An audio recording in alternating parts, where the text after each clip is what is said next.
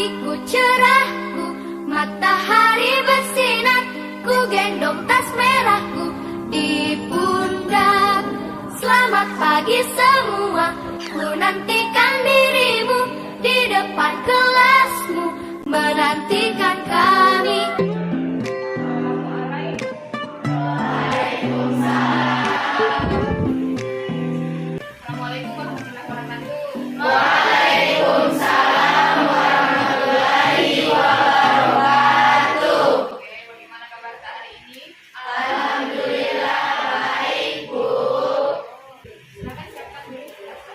Said, siap. Iyaman, salaman. Assalamualaikum warahmatullahi wabarakatuh. Jurusan. Oke, sebelum kita memasuki pembelajaran hari ini, silakan ketua kelas untuk memimpin doa terlebih dahulu. Doa dimulai.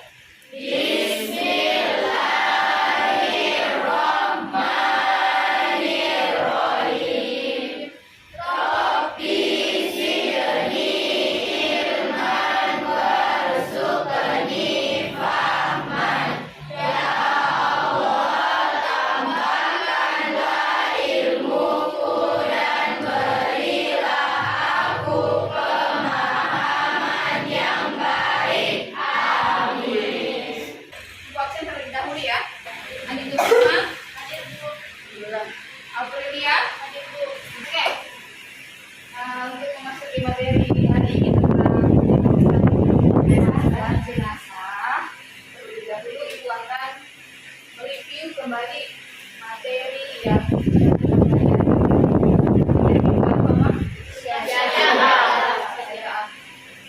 artinya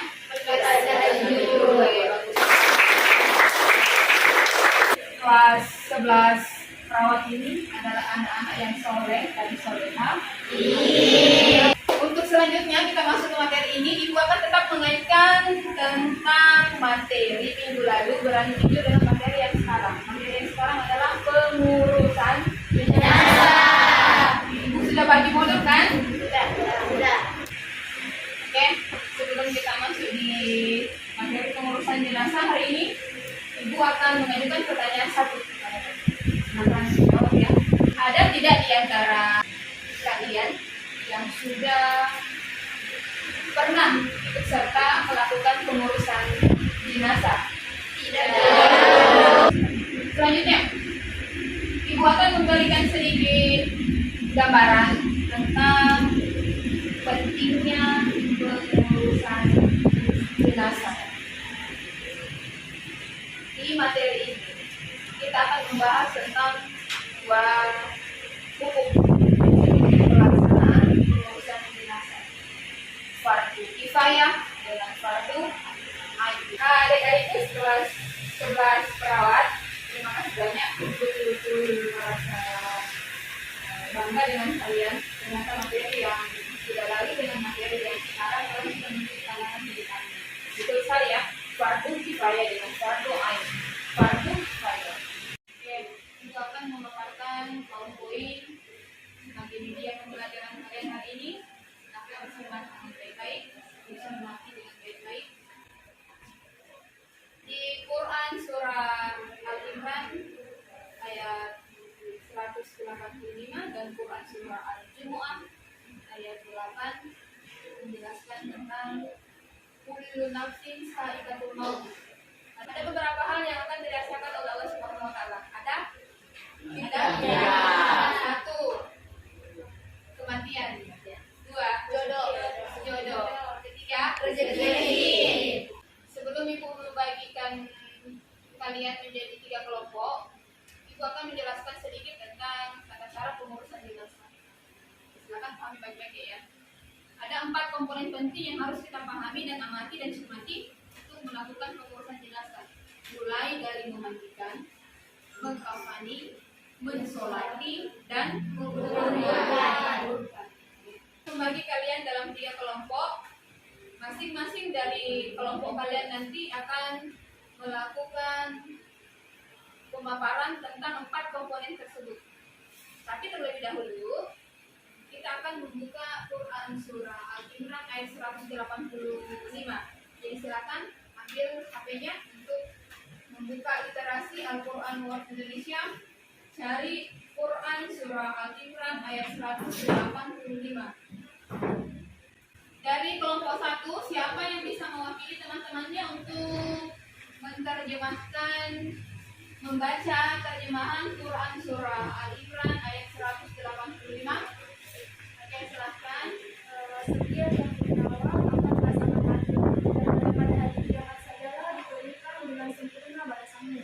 Barang siapa dijauhkan dari neraka dan dimasukkan ke dalam surga, sungguh dia memperoleh kemenangan. Kehidupan dunia hanyalah kesenangan yang memberdaya. Oke, selanjutnya kelompok 2 siapa? Ayo. Oke, silakan Tommy. Setiap yang bernyawa akan merasakan mati, dan hanya pada hari kiamat sajalah diberikan dengan sempurna balasan. Barang siapa dijauhkan dari neraka dan dimasukkan ke dalam surga, sungguh dia memperoleh kemenangan. Kehidupan dunia hanyalah kesenangan yang memperdaya. Oke, kelompok ketiga. Setiap yang bernyawa akan merasakan mati, dan hanya pada hari kiamat sajalah diberikan dengan sempurna balasannya. Barang siapa yang dijauhkan dari neraka dan dimasukkan ke dalam surga, sungguh dia memperoleh kemenangan. Kehidupan dunia hanyalah satu kesenangan yang berdaya. Oke, bagus ya.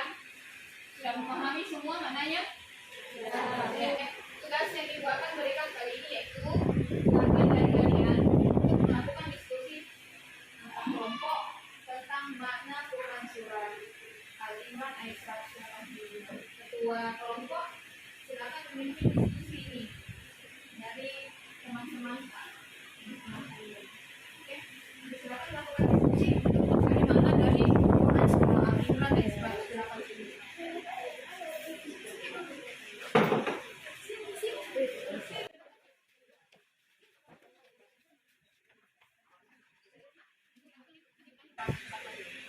Ada di antara kalian yang sudah bisa memberikan menerjemahkan kesimpulan dari Quran surah Al-Imran?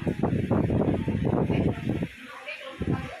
Kalau kita, Menurut pendapat kelompok kami, setiap yang bernyawa siapapun itu pasti akan merasakan mati.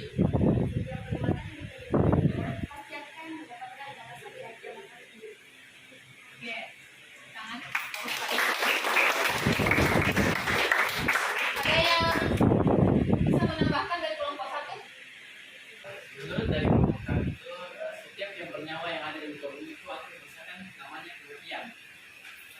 Maupun itu dari manusia, hewan, pohon yang bernyawa lah yang ada. Ya, ada yang lagi mau menambahkan dari kelompok tiga? Oke, silakan.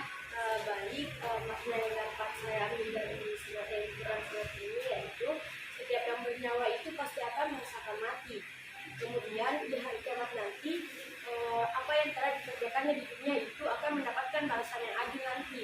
Apabila dia berbuat baik, perbuatan amal yang baik dan buruk itu akan menentukan apa dia masuk ke surga atau di neraka. Oke, Ibu akan memberikan materi ini, silakan lihat di PowerPoint atau di atas. Langkah-langkah saat ada orang yang meninggal dunia. Silakan pahami baik-baik.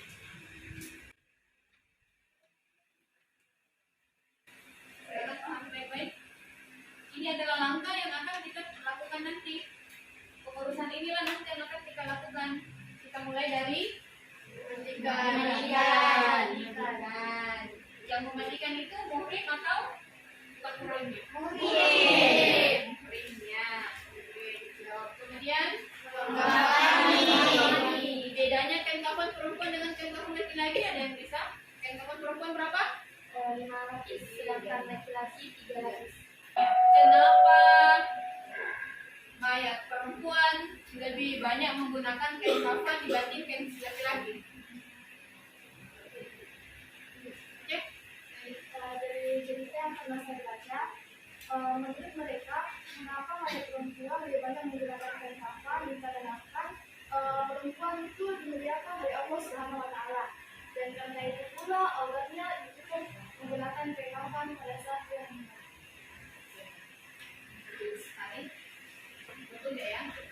Kenapa perempuan menggunakan kain kafan lebih banyak 5 sampai 7 sedangkan laki-laki menggunakan 3 saja? Sebab perempuan adalah manusia yang dimuliakan oleh Allah Subhanahu wa taala dan kita memiliki banyak aurat dari ujung kaki sampai ujung rambut. Jadi ketika ada bencana alam yang terjadi, misalkan gempa bumi, tanah longsor, atau banjir besar, ditakutkan mayat tersebut bisa naik ke atas tanah dan akan tersingkaplah auratnya.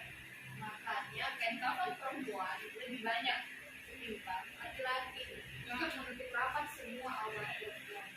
Paham ya? Saking dimuliakannya perempuan. Selanjutnya mensolati dia.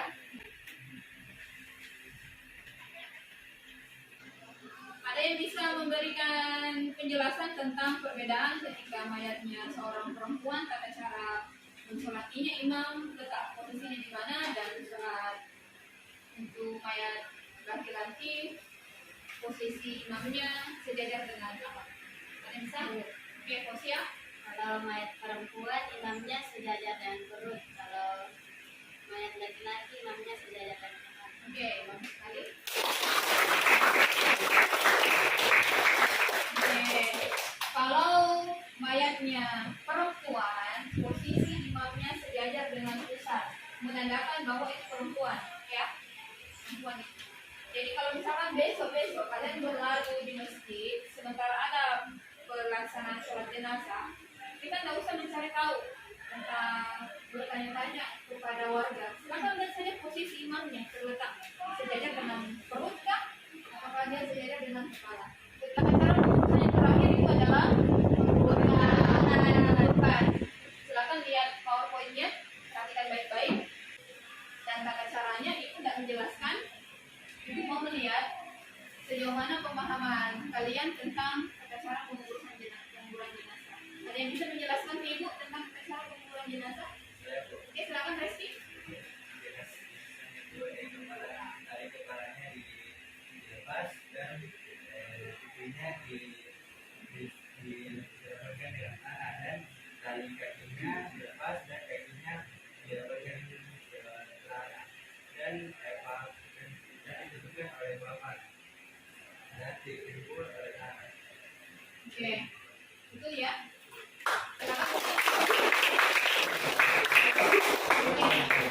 Penjelasan yang diberikan oleh Resti sangat bagus sekali, tepat, karena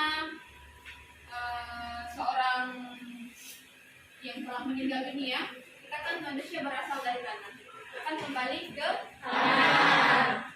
Dari tanah kita akan kembali ke tanah. Apa hikmah setelah kepala di tali kepala dilepas, kita dimiringkan ke sebelah kanan supaya menyentuh tanah? Artinya kita akan kembali ke tanah. Asal kita dari tanah kembali ke tanah, supaya mayat tersebut tidak kembali lagi berputar ketika terjadi gempa atau bencana alam. Kita rapatkan dengan papan-papan. Setelah papan tertutup rapi, barulah ditimbun. Kemudian kita berikan junjungan sedikit, ini sebagai tanda tidak ada yang lagi, bagus saja, hewan saja, kalau manusia melindungi. Oke, sebelum kita tutup pertemuan hari ini, Ibu mau tiga dari kalian memberikan kesimpulan tentang materi hari ini. Yang pertama, Quran surah Al-Imran ayat surah 25, ada yang bisa memberikan satu mengulang kembali artinya.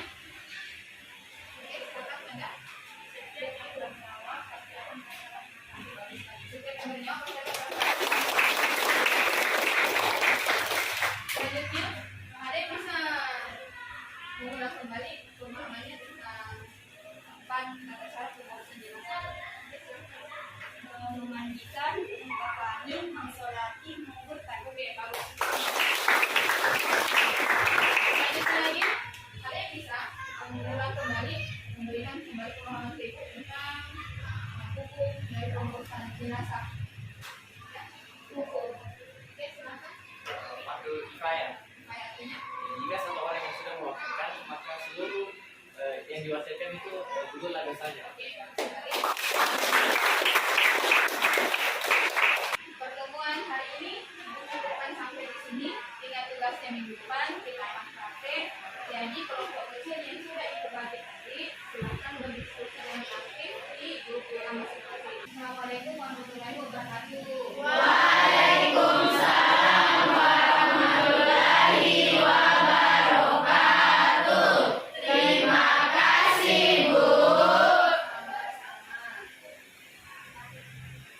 Said. Siap. Kiaman.